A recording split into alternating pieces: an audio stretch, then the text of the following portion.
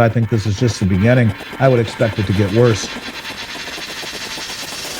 in terms not only of inflation, but also in terms of countries moving away from the dollar and choosing alternative assets. To think that there won't be something that wakes people up, I find to be hard to believe. Something big is happening behind closed doors. Central banks are quietly ditching dollars and stockpiling gold.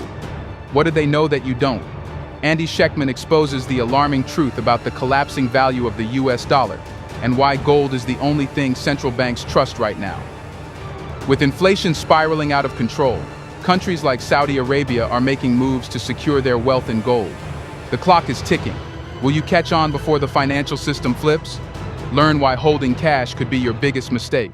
And there is some truth in that, in the respect that the entities that are accumulating gold, largely the central banks, understand that holding dollars is not smart, that they will be eroded to inflation. And think of it from the standpoint of like Saudi Arabia, okay? One of the newsworthy stories is that Saudi Arabia secretly purchased 160 tons of gold from Switzerland in the month of August. And they say secretly because they didn't make a public announcement or any disclosure of the change in their official reserves. Well, China's been doing this forever. Most of the countries who accumulate gold don't want to tell the world how much they own, or they'll say, we're not buying this month, and then it's exposed that they were lying because the import numbers that are required to be detailed by the banks, well, they say otherwise. And I knew that they were still buying, but the point of it is that think of it from your Saudi Arabia, right?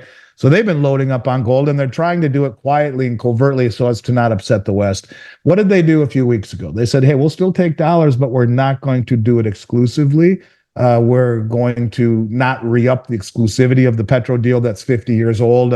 So what that says to me is that the hegemony is dead, not the supremacy. So they're playing both sides. But okay, let's just say we're Saudi Arabia, and the deal that we had for 50 years is we're going to sell oil to you through OPEC in dollars to the world. And then we'll take any excess and put them into treasuries. Well, the treasury side, you and I have covered extensively. I mean, they've been weaponized, right? We take Russia's $5 billion in treasuries because we don't like what they're doing, and we buy weapons from the military-industrial complex with it to give to the country they're in a war with, the Ukraine. That doesn't go over well to the rest of the world. We are supposed to be impartial. We're not. And by many people's estimation, we're more hypocritical and worse than anything Russia has done. I'm not going to debate that, but part of the world feels that. Okay, so the treasury market is not looked at the same way. And gold, which has doubled the performance of the treasury over the last 25 years, has no counterparty risk. Okay, fine. So we don't want treasuries anymore. We're going to buy gold with all the excess because it's better. The performance has no counterparty risk. Well, how about selling your oil for dollars? A dollar, which the Fed tells us is 2% inflation is what they're striving for, yet they're pivoting at 3.5%, 60% away. 3.5% inflation would tell you, using the rule of 70 seconds, you divide 3.5 into 72, which tells you how long before your principal doubles, and you have divided by every 20 years, the value is cut in half. Well, what if that number is wrong, as we know it is? And John Williams tells us, no, inflation, the way they used to calculate it, is 11%. So you take 72 divided by 11, and every 6.5 years, your money is cut in half, its value, or how long it takes for your principal to double. Do it backwards, it's cut in half. So every 6.5 years, that money that you're selling your oil, which is a finite supply, getting harder and harder to find, it's disappearing in nature. It's why do we want to sell it for dollars that are losing value to inflation, especially when the government lies about those metrics of inflation, totally lies about them. So there's an article that I read by a man named John Little, and I give him credit whenever I can. He's a hell of a researcher. He truly is. And he came out with this very interesting article, and I adjusted it to speak to where we are now. But with gold at $2,590 an ounce and oil at $70 a barrel, that's 37 barrels of oil for 1 ounce of gold. So you could take $25.90 for those 37 barrels, or you could take 1 ounce of gold. So look at it this way: a woman's purse that could hold 20 pounds or a backpack you could run to the car with, that's about 290 ounces. That's worth 10,730 barrels of oil. If you're the Saudis, what do you want? Do you want 290 ounces of gold, which is appreciated by 9.9% per year for 25 years, outpacing every traditional asset, period, that the Bank of International Settlements has reclassified as the world's only other tier one asset, that the central banks are buying at a level the world has never seen before and repatriating it, including Saudi, who brought all their gold home from the Bank of England and the New York Fed, the two traditional places of safety that would give access to the hubs of trading, the LBMA and the COMEX? Or do you want gold? And I think that's what these entities are doing. They're saying, I don't want dollars anymore. They can be weaponized. They're being inflated.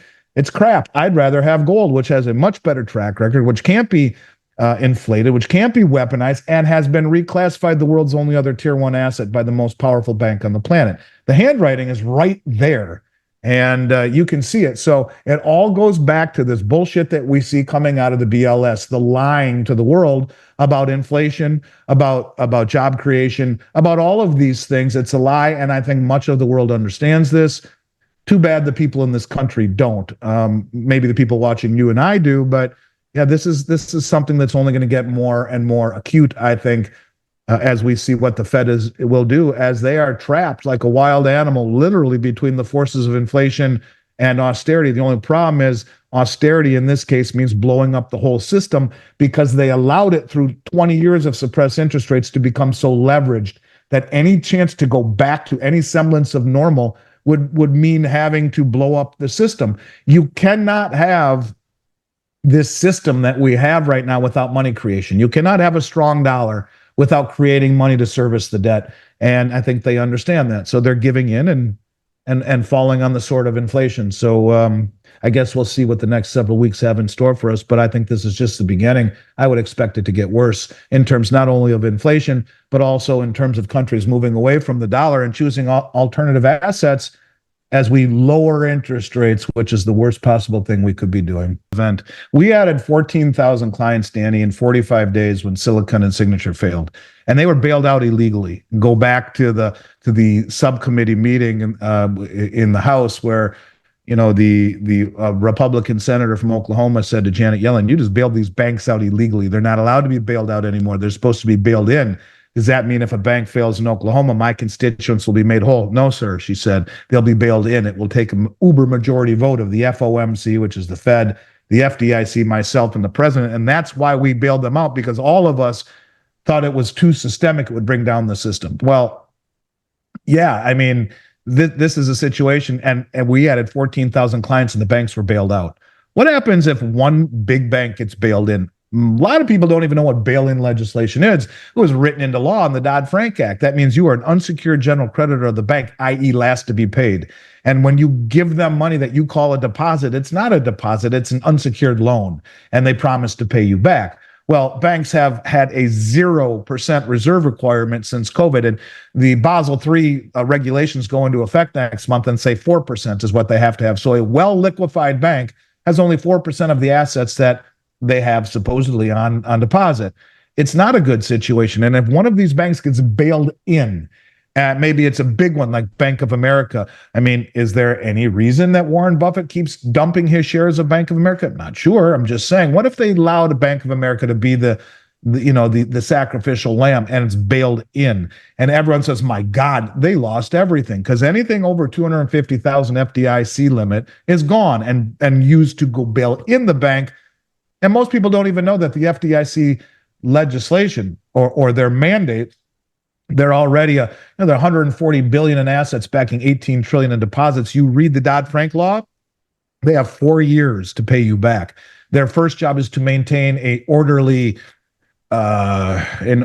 process from, the bank failing to making sure that the unsecured creditors are the last to be paid, and then to pay them out over 4 years. So when you talk about the chaos that could happen, you see one bank bail in, or how about the fact that even less people know about money market gating, which was also written in the Dodd-Frank Act, because when Lehman Brothers failed, they had a lot of the money market funds on their books and everyone tried to yank their money. It's called breaking the buck. The money market goes upside down. You don't even get your principal back. Well, no. They said, you're gated. If we decide to gate you, if there's a problem again, you can't leave. You go down with the ship. All it would take would be one bank bail-in to incite a massive run on the banks, and people would be like, my goodness gracious, what are we going to do? Like that. That's how fast it would happen. So, unfortunately, I think the only way to wake up the normies, Danny, is to create an event that shakes them into realizing they've been lied to. Because even people that are very well read just read the wrong shit. And they think they're well read, but they have no idea about these things, including bank bail-ins. I live in a golf community with very wealthy people, a lot of business owners, and I talk to them.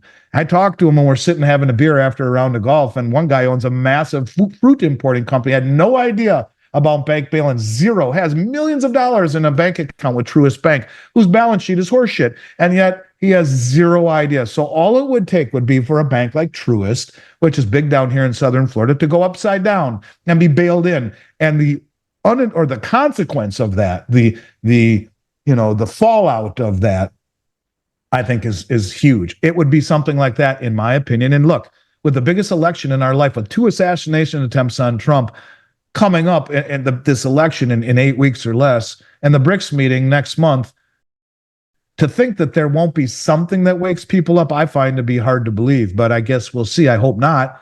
I would rather people go blissfully into the dark and not have to worry about this. But I have a feeling there will be something that wakes people up, really wakes them up. Thanks for watching. If you found this video eye-opening, don't forget to hit the like button and subscribe to stay updated on the latest financial insights. Be sure to turn on the notification bell so you never miss a crucial update. Share your thoughts in the comments below. What's your next move in this changing economic landscape? Remember, in times like these, staying informed is your greatest asset. See you in the next video.